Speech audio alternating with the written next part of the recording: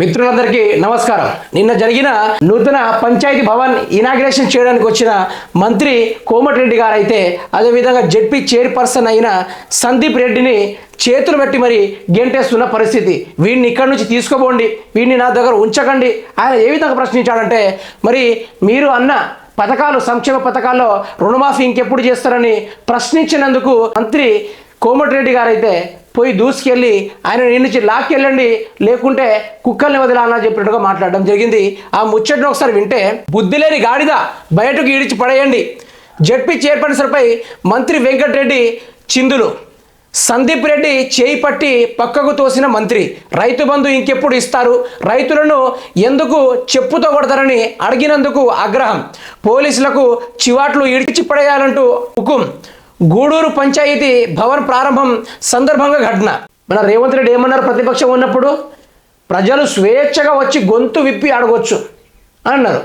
సరే, ప్రజలు అడిగినందుకే వారిని చంపించేశారు, అది బయటపడకుండా చేశారు, కరెక్టే. మరి ఈరోజు జెడ్పీ చైర్పర్సన్ అయిన సందీప్ రెడ్డి ఎందుకు రైతు బంధు ఇస్తలేరు, పెంచి ఇస్తాన్నారు కదా, ఇప్పుడు దాకా ఎందుకు ఇస్తలేరని ఒక్క మాట ప్రశ్నించినందుకు ఈ కుక్కను, ఈ గాడిదను ఈడ్చుకెళ్ళి దూరం పడేయండి అధికార అహంకారంతో ఆయన రగిలిపోయి పోలీసుల మీద అయితే విరుచుకుపడడం జరిగింది. ఇది ఎంత వాస్తవానికి కరెక్ట్ అండి? మీరే చెప్పండి. ఇక వారు చేసిన అవినీతులను ఎవరైనా ప్రశ్నిస్తే చాలు వాళ్ళకు సర్ణం మండుతుందంటే, ఇక చూడు వాళ్ళెంత అవినీతి పరులో. ఇక ప్రజలకు అర్థం కావాలి ఇక్కడ వాళ్ళెంత అవినీతి పరులో. యాదాద్రి భువనగిరి జిల్లా గూడూరు నూతన పంచాయతీ భవనాన్ని సోమవారం ప్రారంభించారు.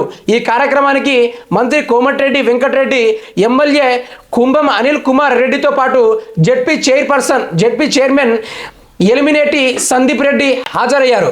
ఈ సందర్భంగా జెడ్పీ సందీప్ రెడ్డి మాట్లాడుతూ, రైతు బంధు రాలేదని రైతులను చెప్పుతో కొట్టాలనడం పద్ధతి కాదన్నారు. ఎన్నికల ముందు డిసెంబర్ 9 రైతుల బంధు 15,000 ఇస్తామని, రుణమాఫీ చేస్తామని, ఇవన్నీ చేయకుండా రైతులను చెప్పుతో కొట్టాలని మాట్లాడడం సరికాదని ఎలిమినేటి సందీప్ రెడ్డి సూచించారు.